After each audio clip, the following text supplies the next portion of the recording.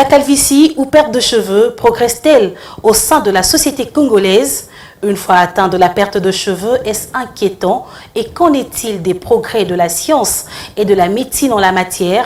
Les greffes de cheveux ont fait des considérables progrès ces dernières années dans les sociétés occidentales. Mais quelle est la situation en République démocratique du Congo? Ce check-up sera justement consacré à la chirurgie capillaire. On en parle avec le docteur Christian Bissanga. Tresse, tissage, défrisage et rajout capillaire, chacune de ces pratiques peut être nuisible aux cheveux jusqu'à occasionner la perte des cheveux. Et c'est souvent par la ligne frontale que débute la perte des cheveux. Et ça fait pratiquement une dizaine d'années. Mais bon, chaque année, je les perds un peu plus.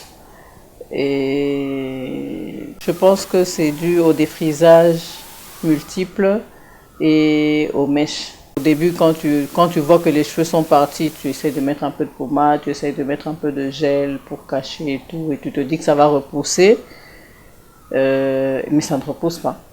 Si la calvitie chez les hommes peut être justifiée à défaut par l'usure du temps, chez la femme, elle est simplement malvenue. Elle vit cette situation comme une véritable catastrophe, voire un traumatisme psychologique. Une femme a besoin de paraître belle et quand elle a une alopécie, regardez-la comme moi, ça gêne. Et pour cacher, je suis obligée de mettre un bandeau, de mettre un foulard, de faire une coiffure de manière à ce que l'alopécie soit cachée. Et psychologiquement, on n'est pas à l'aise quand on a une alopécie. Bon, certains, je ne sais pas, mais moi, je ne suis pas à l'aise avec une alopécie. La perte de cheveux peut être d'origine génétique ou hormonale. La femme noire, principale victime, doit savoir qu'elle peut être belle avec ses propres cheveux naturels. Nous avons des soins que nous faisons à base d'ortie. L'ortie piquante, c'est une plante en fait qui aide beaucoup pour la perte énorme de cheveux. On a aussi l'argile. L'argile est très très bonne aussi pour les femmes qui souffrent d'alopécie majeure, mais des ingrédients aussi très simples comme le gingembre, comme l'oignon ou aussi des huiles végétales comme l'huile de ricin, l'huile d'olive ou l'huile de pépin de raisin, pour ne citer que ça. Le recours aux vitamines et d'autres programmes dont la chirurgie capillaire se présente comme palliatif. J'ai fait des traitements au beurre de karité, j'ai fait des traitements à l'huile de ricin. Je pense que la prochaine étape, ça serait une greffe. Et pourtant, il est possible de bien prendre soin de sa chevelure sans le voir tomber. Faire des soins adaptés, appropriés. Aussi, éviter de tirer ses cheveux. Éviter de faire des coiffures protectrices qui vont vraiment aller faire serrer les cheveux. Donc on tresse les cheveux et on serre. Et aussi éviter de défriser ses cheveux. Je tiens à préciser qu'un cheveu est un cheveu. Donc que ce soit un cheveu naturel, que ce soit un cheveu défrisé ou un cheveu qui est en transition. Donc la transition c'est entre le cheveu naturel et le cheveu défrisé. C'est vraiment très très important d'avoir une routine capillaire afin qu'on puisse avoir des cheveux en bonne santé. Les cheveux sont non seulement un symbole de féminité, mais aussi de santé et de jeunesse. La femme doit donc correctement prendre soin de ses cheveux. Je reçois sur ce plateau de check-up le docteur Christian Bissanga, chirurgien capillaire et médecin directeur du groupe BHR Clinique. Bienvenue dans Check-up, docteur. Merci. Docteur, avec vous, nous allons justement parler de la chirurgie capillaire. Je viens de le dire que vous êtes chirurgien capillaire et vous exercez justement à Bruxelles. Vous allez partager avec nous votre expérience ici en République démocratique du Congo sur ce plateau de check-up, bien sûr. Mais pour commencer, dites-nous, docteur, c'est quoi la chirurgie capillaire? La chirurgie capillaire consiste à transférer les cheveux d'une partie de la tête vers une autre partie de la tête. En fait, lorsqu'on remarque les gens qui perdent les cheveux, ils perdent pas les cheveux complètement partout, ils perdent les cheveux sur le sommet de la tête au-dessus et le côté, généralement, les cheveux qui sont là sont génétiquement programmés à ne pas tomber. Donc la chirurgie capillaire, c'est un transfert des cheveux des différentes parties vers les parties où il manque les cheveux. Donc c'est ça, en fait, c'est un transfert. Est-ce qu'on doit dire que ce sont les personnes qui font l'alopécie qui sont plus intéressées par cela? Mais l'alopécie est un terme médical général juste pour dire perte de cheveux. Maintenant, la perte de cheveux, elle peut être d'origine génétique, comme la plupart des hommes, 90% d'hommes perdent des cheveux parce qu'ils ont reçu des gènes qui font qu'ils perdent les cheveux. De l'autre côté, les femmes qui perdent les cheveux, elles perdent les cheveux. Ce n'est pas logique pour une femme de perdre les cheveux. Donc, généralement, il y a d'autres causes, il y a d'autres maladies qui peuvent être associées à ces pertes de cheveux. Mais quelles sont justement ces causes, docteur, puisqu'on en parle déjà? Qu'est-ce qui fait que les femmes puissent perdre les cheveux? Alors, dans les différentes causes de perte de cheveux, on va différencier les pertes de cheveux chez la femme en général. Elles peuvent être dues à des problèmes anémiques, donc perte de fer, manque de fer, qui peut faire que les cheveux deviennent fragiles et se cassent, ainsi que les ongles. Il y a des pertes d'origine hormonale, que ce soit la ménopause ou des pathologies telles que des problèmes de thyroïde, qui peuvent entraîner aussi une perte de cheveux. Il y a des maladies auto-immunes, donc où l'organisme fabrique lui-même des auto-anticorps, des anticorps qui se bouffent, qui bouffent en fait les cheveux. Hein? Donc là, il y a une entité qui est spécifique à la femme noire, qui est l'alopécie centrifuge cicatricielle. Et puis, il y a d'autres causes d'alopécie, que ce soit des infections, de la teigne tondante et d'autres infections qui peuvent créer des pertes de cheveux. Donc, l'alopécie est un terme juste médical général pour dire perte de cheveux. Mais aujourd'hui, docteur, vous aviez parlé de ce qui est scientifique, les maladies et tout ça. Mais est-ce qu'au-delà de ça, est-ce qu'aujourd'hui les femmes font des tissages, font du défrisage? Est-ce que c'est aussi à la base de l'alopécie? Voilà. La femme noire a particulièrement un problème d'alopécie dû à l'utilisation soit des extensions, soit des tissages, comme vous avez dit, d'utilisation de colle pour les laces et tous les autres produits. Donc la femme noire, en plus de toutes ces pathologies que j'ai citées, souffre d'une alopécie essentiellement de traction. On appelle ça alopécie de traction, une perte de cheveux essentiellement due au traumatisme de la racine de cheveux lors des tissages, lors des poses de la colle. Et tout ça, plus les cabellos sont fins, et plus ça crée des problèmes au niveau du cuir chevelu et de l'inflammation. Mais rassurez-vous, docteur, moi je n'ai pas mis la colle, donc vous pouvez vous rassurer. On veut juste se faire belle et on passe justement par tous les moyens possibles pour se faire belle, mais je crois que vous déconseillez toutes ces choses-là. Se faire belle passe aussi par l'acceptation de son cheveu crépus. La femme noire doit arriver à se considérer belle avec ses cheveux crépus, sans nécessairement faire usage des produits soit chimiques ou des tresses, parce que à la longue, à force d'utiliser ces produits, il y a en tout cas une perte. Aujourd'hui, les statistiques disent que 50% de femmes noires à l'âge de 50 ans ont une perte de cheveux. Donc, ça atteint des proportions d'épidémie dans nos populations noires. Docteur, est-ce que les médicaments, les antibiotiques peuvent aussi être à la base de la perte de cheveux? La perte de cheveux peut être due à beaucoup de choses. Beaucoup de médicaments qui sont utilisés peuvent créer une perte de cheveux.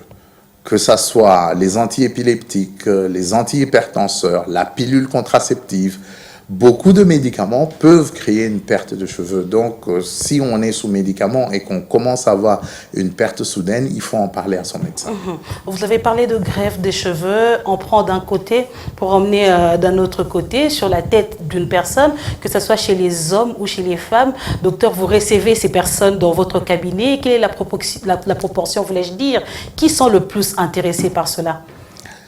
L'alopécie, comme je vous ai dit, est une perte de cheveux. Elle affecte essentiellement 80% d'hommes à un certain moment de leur existence. Donc, je dirais 85 à 95% des patients qui viennent dans une clinique de chirurgie capillaire sont des hommes. On a plus ou moins 10 à 15% de patientèle femmes Et bon, nous, on vit dans une société où nous avons aussi beaucoup de patients transgenres qui changent de sexe, qui aussi viennent pour un redesign de la ligne frontale, soit féminine, soit masculine, en fonction de cette migration. Docteur, parlons un peu de cette innovation, la chirurgie capillaire. C'est vrai qu'on peut nous dire que ça remonte à des années. Est-ce que vous pouvez un peu nous dire la petite histoire? Depuis quand, depuis combien de temps ça existe? Alors, la chirurgie capillaire existe depuis plus ou moins, je dirais, dans les années 1940, que les premiers chirurgiens japonais ont fait un transfert de cheveux d'une partie d'un corps à une autre partie et ils ont prouvé que les cheveux pouvaient pousser lorsqu'on les délocalisait. C'est vraiment dans les années 50 qu'un dermatologue américain new-yorkais, Dr. Orenthreich, qui a vraiment popularisé la greffe de cheveux. Donc la greffe de cheveux, évidemment, a évolué. Avant, les gens cherchaient essentiellement à avoir une couverture. Le côté esthétique n'y était pas. Mais maintenant, la greffe aujourd'hui, on a vraiment atteint le côté esthétique où, lorsqu'une greffe est bien faite, vous pouvez marcher dans la rue, personne ne verra que vous avez une greffe capillaire. Vous pouvez marcher dans la rue. Depuis que vous pratiquez cela, ça va faire combien d'années? Alors, ça va faire ma 18e année que je fais essentiellement que de la greffe de cheveux. Mais est-ce que vous avez déjà reçu des cas, des gens qui viennent se plaindre que ça n'a pas marché, qu'il y a eu des problèmes après?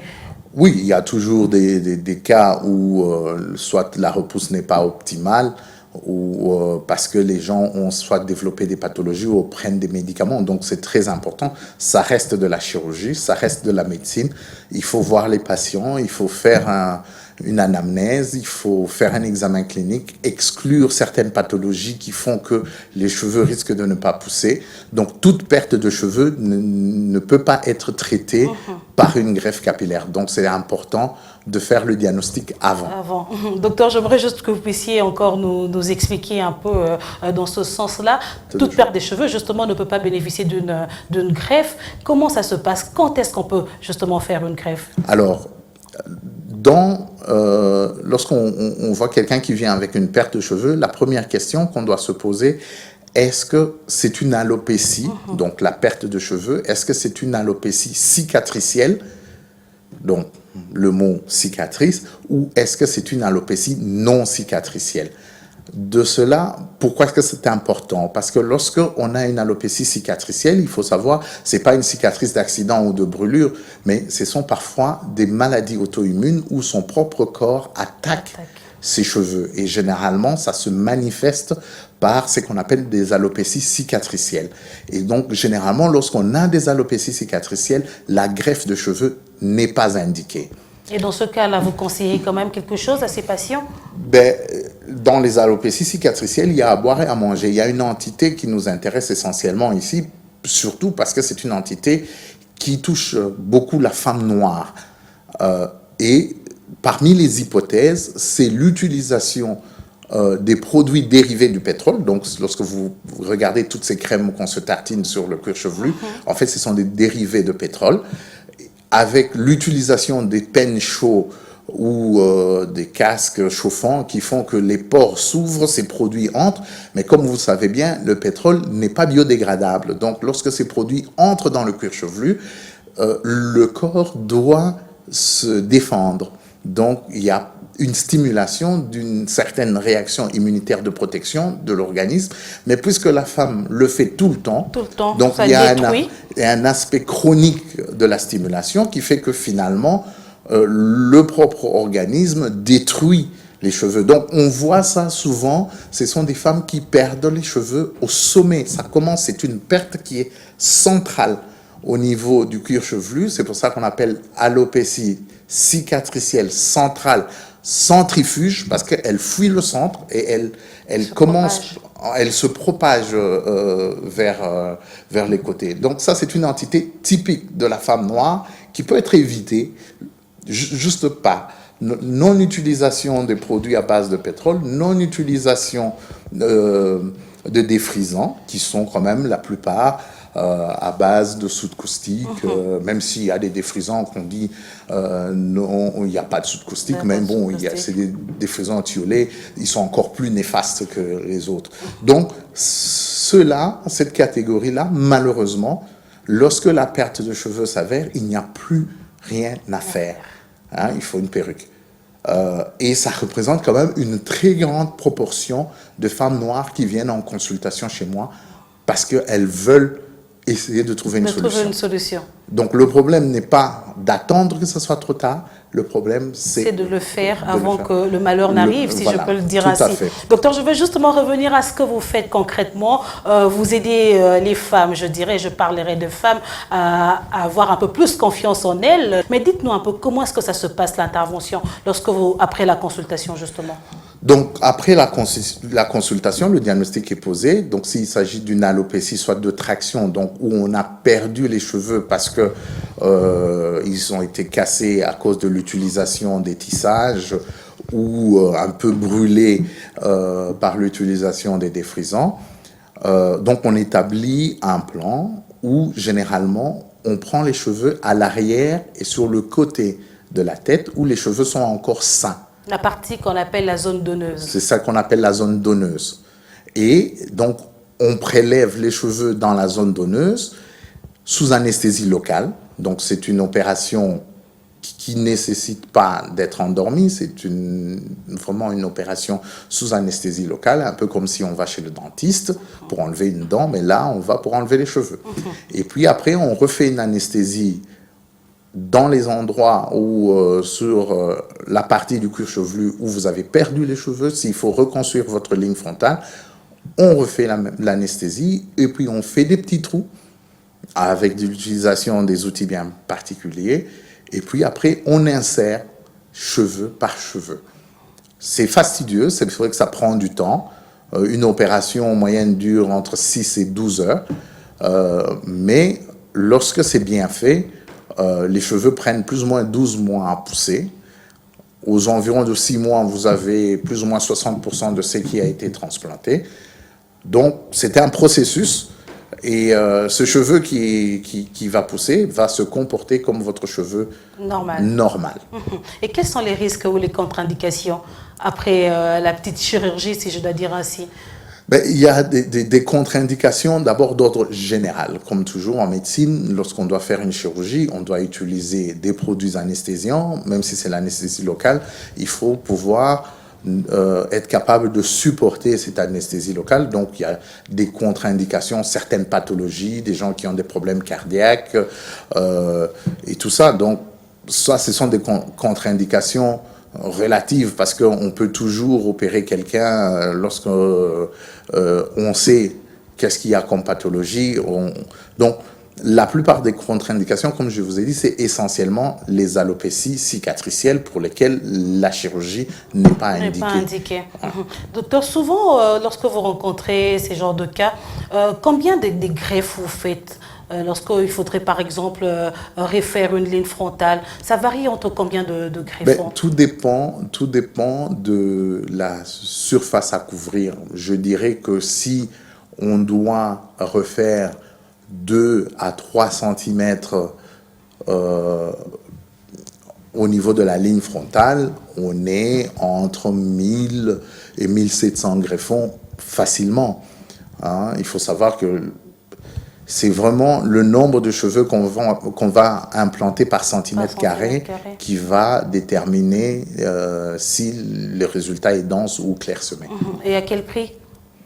Le prix, il est immatériel, ça varie entre 3 € à 5 €, tout ça dépend par greffon. Donc ça, c'est vraiment, ça dépend si la chirurgie est beaucoup plus longue, si plus on a besoin de plus de cheveux, plus finalement le prix est un peu dégressif. Donc, Docteur, c'est vrai que vous consultez, le bureau c'est à Bruxelles, mais les gens ont tendance à quitter Belgique, la France pour aller dans d'autres pays, par exemple en Turquie, en Inde, où ça coûte un peu moins cher. Qu'est-ce que vous dites à ces personnes-là? Qu'est-ce qui justifie justement cette différence de prix et tout?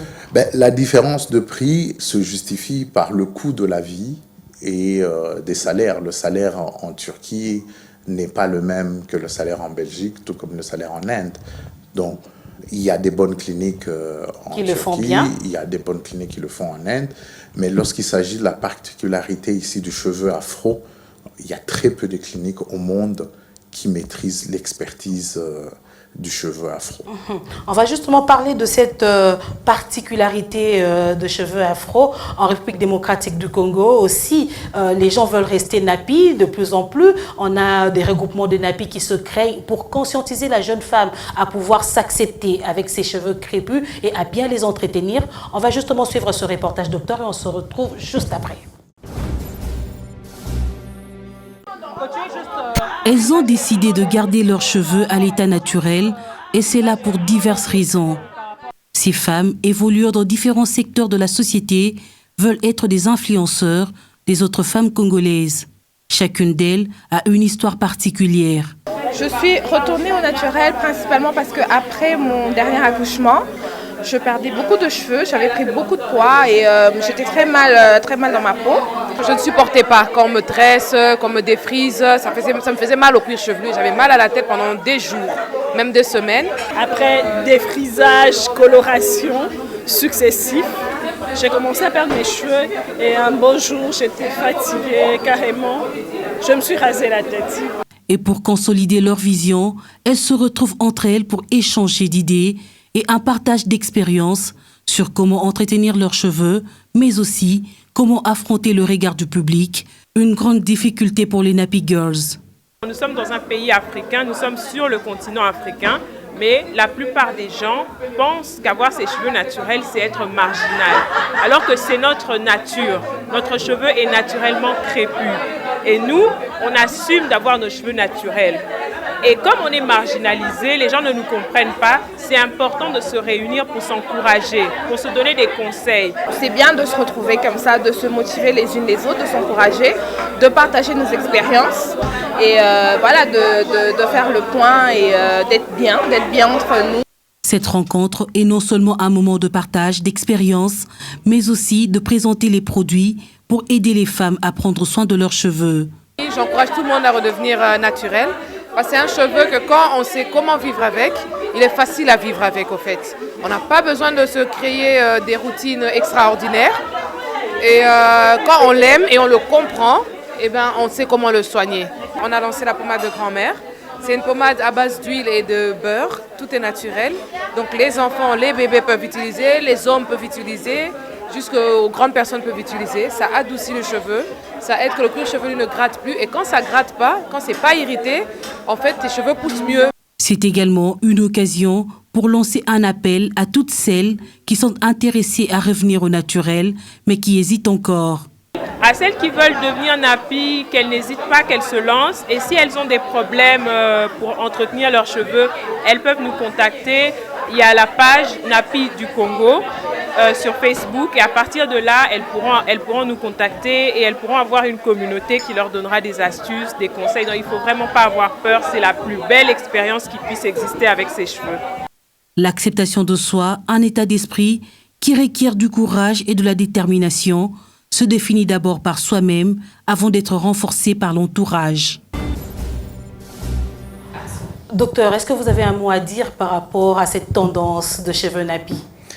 Je suis particulièrement très touché par ce reportage parce que le cheveu crépus naturel, il est aussi très beau. Il faut juste apprendre à le manager, apprendre à coiffer le cheveu crépus afro. Et donc, moi, j'encourage ces initiatives nappy. Certains mouvements nappy vont très loin en parlant de non-acceptance de son identité noire, mais je pense que ce n'est pas ça le problème, c'est surtout d'arriver à faire comprendre aux gens, aux femmes, qu'elles sont belles avec leurs cheveux crépus et aux jeunes filles à éviter à éviter des pertes de cheveux plus tard, parce qu'on ne peut pas maltraiter le cheveu toute sa vie et espérer qu'à un moment donné, l'addition ne va pas vous être représentée. Et cette addition, malheureusement, lorsqu'elle vient, elle vient à la trentaine, à la quarantaine. Et vous ne savez plus rien faire. Et vous ne savez plus rien faire. Donc, c'est surtout l'important, c'est de prévenir en amont pour éviter des catastrophes après. La première chose qu'il faut savoir, que le cheveu, c'est un organe comme n'importe quel organe, il a besoin d'être hydraté. Donc, hydratation veut dire l'eau. Or, la femme noire a généralement une phobie d'eau dans ses cheveux. Donc, la première chose, il faut hydrater ses cheveux. Il faut mettre de l'eau dans ses cheveux. Combien de fois? Le mettre tous les jours. Parce qu'on boit de l'eau tous les jours. Donc, l'hydratation du cheveu. Pourquoi? Parce que le cheveu afro, par rapport aux autres cheveux, est celui qui contient très peu d'eau. Donc, il a besoin d'eau. Alors, après, on a des lubrifiants naturels. Notre corps fabrique du sébum, qui est notre lubrifiant naturel. Maintenant, il y a des huiles qui sont proches de ce lubrifiant naturel, qui est l'huile de coco, l'huile de karité, l'huile de jojoba. L'huile de ricin. L'huile de ricin, ils sont proches. Maintenant, il y a des gens pour qui le karité ne fonctionne pas sur leurs cheveux. Donc, il faut, à un moment donné, faire un peu sa propre recherche pour savoir quelle est l'huile qui correspond à votre cheveu. Mais la première chose, c'est l'hydratation. L'hydratation, s'il y a un message, c'est vraiment l'hydratation. Le reste, là, on peut en discuter, oui, ça ajoute... Ça passe, ça ne passe mais pas. L'hydratation est la chose la plus importante. Il faudrait donc hydrater vos cheveux, chères dames. Prenez soin de les laver correctement chaque jour, une fois par semaine. Qu'est-ce que vous conseillez, docteur? En docteur? tout cas, 3 fois par semaine ne serait pas du luxe. Docteur, on va poursuivre avec une question. Est-ce qu'il est possible de pouvoir faire une chirurgie capillaire sur une peau qui a subi un accident de brûlure, par exemple? Oui, tout à fait. Donc, une bonne partie de ce que nous faisons, c'est la restauration, soit de la perte de cheveux sur le cuir chevelu, ligne frontale, des enfants qui ont été brûlés, des adultes qui ont été brûlés, qui ont été dans des accidents. Donc, on sait restaurer tant qu'il y a du tissu, même cicatriciel, le cheveu peut pousser. Évidemment, il y a des règles à respecter lorsqu'on fait la chirurgie en termes de vascularisation, mais tant qu'il y a de la vascularisation, il y a moyen de faire pousser les cheveux. Docteur, parlons de traitement post-opératoire. Est-ce facile de le faire? Chacun peut, après sa chirurgie, faire un traitement post-opératoire chez soi à la maison, ou il faudrait chaque fois revenir à la clinique? Non, c'est vraiment... c'est une des opérations qui est vraiment très simple en post-opératoire. En post-opératoire, on vous donne des produits à utiliser à la maison, beaucoup d'hydratation et c'est très facile. Tout le monde peut le faire. Il n'y a pas besoin de revenir dans un centre. On peut revenir les 2 premiers jours, mais après, on peut vraiment prendre soin du post-opératoire soi-même. Est-ce qu'il y a-t-il des examens cliniques à faire avant cette chirurgie? Pour les femmes, nous préconisons toujours de faire des examens, que ce soit hormonal, être sûr d'exclure des pertes de cheveux dues à des problèmes de thyroïde, l'anémie, s'il faut corriger. Donc, il y a quelques examens à faire lors de la consultation. En fonction de l'anamnèse, on oriente vers les types d'examens à faire. On peut refaire, on peut mettre les sourcils, on peut faire la moustache, on peut faire beaucoup de choses. Il y a des gens qui sont nés, par exemple, avec un bec de lièvre, qui ont été opérés. Il y a une cicatrice, la barbe pousse d'un côté, de l'autre côté, il y a le bec de lièvre qui se voit. On peut mettre des cheveux dans cette cicatrice pour camoufler ce bec de lièvre. J'aimerais, avant de finir, poser quand même une question par rapport à votre groupe, le groupe BHR Clinique. Vous existez à Bruxelles. Est-ce qu'on vous retrouve également dans d'autres pays? On est en Espagne, bientôt en île Maurice, et je suis à Kinshasa pour voir, si possible, l'implantation de BHR Clinique Kinshasa. Donc, on doit dire que dans le tout prochain jour, ceux qui ont des problèmes d'alopécie pourraient rencontrer le docteur Christian Bissanga ici à Kinshasa. Docteur, on va finir par une question. C'est celle de savoir que faire pour ne pas perdre ses cheveux. Pour ne pas perdre ses cheveux, d'abord, si on est un homme malheureusement, les gènes, on ne peut pas le changer, donc il y a des traitements qu'on peut prendre. Si on est une femme noire, essentiellement, c'est d'éviter de traumatiser le cheveu. Le trauma, il est physique, il est chimique, il est thermique, donc il faut éviter de traumatiser les cheveux. Donc, à partir de ce moment-là, lorsqu'on connaît son cheveu, il y a des gens qui ont des cheveux très fins, ils ne peuvent pas appliquer le défrisant de la même façon que les gens qui ont des cheveux beaucoup plus crépus. Donc, c'est vraiment apprendre à connaître son cheveu. À partir du moment où on connaît son cheveu, on peut faire beaucoup de choses. Donc, ça passe essentiellement par l'éducation depuis la tendre enfance jusqu'à l'adulte. Et je crois que toutes les mamans qui nous écoutent, ils vont retenir cette phrase-là pour ne pas trop torturer, je dirais, les cheveux de leurs enfants. J'aime bien dire à mes nièces, vous n'êtes pas obligé de prendre un antidouleur après avoir tressé vos cheveux. Si vous prenez un antidouleur après avoir tressé vos cheveux, c'est que quelque chose ne va pas. Hein? Vous ne pouvez pas avoir mal à la tête parce qu'on vous a tressé les cheveux. Ça, c'est le premier signe du traumatisme parce qu'on tire sur la racine du cuir chevelu et l'organisme vous rappelle que ce n'est pas normal. Vous ne pouvez pas sentir une brûlure lorsque vous êtes en train de faire du défrisage. Ce n'est pas normal. C'est une brûlure chimique. Du premier degré, les premières couches de la peau brûlent, mais si vous le faites régulièrement, vous traumatisez ces couches superficielles et donc vous arrivez à tuer la racine du cheveu. Donc vous ne pouvez pas accepter de brûler les cheveux, vous ne pouvez pas accepter lorsqu'on peigne les cheveux des enfants, elles ne doivent pas avoir mal. Il faut hydrater. Il faut hydrater. Lorsqu'on hydrate les cheveux avec l'eau, ça devient facile à peigner. Donc, c'est apprendre les gestes qui sauvent le cheveu. Justement. Et ça, c'est très important. Merci beaucoup, Dr Christian Bissanga. Je rappelle que vous êtes chirurgien capillaire et médecin du groupe BHR Clinique. Et avec vous, nous avons justement parlé de l'alopécie, qui est cette perte de cheveux que beaucoup de femmes, mais aussi des hommes, rencontrent souvent ces derniers temps. Tout à fait. Donc, c'est devenu à la mode. L'homme ne veut pas vieillir. Donc, le premier signe de vieillissement, c'est quand même la calvitie. Et donc, puisqu'on vit de plus en plus longtemps, donc, il y a beaucoup d'hommes qui recourent à la chirurgie capillaire pour restaurer ce qui a été perdu. Mais il paraîtrait que les hommes beaux, ce sont les hommes qui ont la calvitie. Il paraît. Oui, mais chacun... les goûts et les couleurs ne se discutent pas. chacun de juger. Voilà. Merci beaucoup pour votre disponibilité. Merci. Et voilà, ce check-up est fini. Je vous retrouve très prochainement sur Bio1 Télévision.